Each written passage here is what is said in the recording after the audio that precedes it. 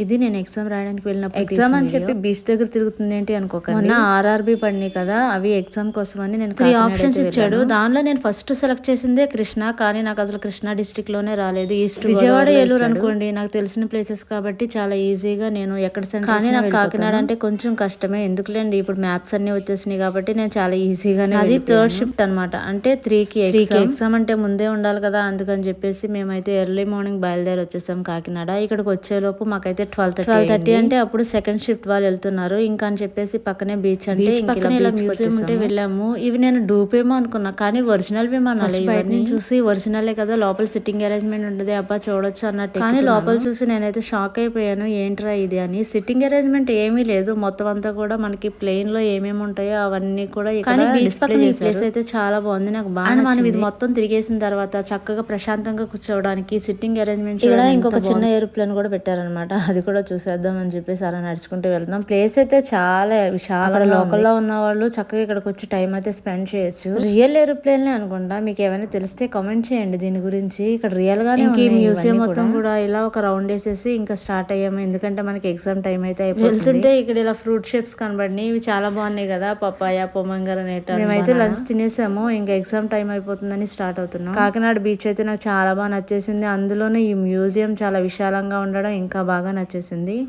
నా ఎగ్జామ్ అయ్యేలోపు 6 అయింది, 3 to 6 అనమాట మేము రాసిన ఎగ్జామ్. ఇంకా ఈవినింగ్ వచ్చేసి ఇలా మళ్ళీ ఎంతమంది రాశారు ఆర్ఆర్బీ? నేనైతే ఈగర్ గా వెయిట్ చేస్తున్నాను రిజల్ట్ కోసం, ఏమవుతుందో ఏంటో. ఇలా నా ఆర్ఆర్బీ ఎగ్జామ్ జర్నీ అయితే జరిగింది అనమాట.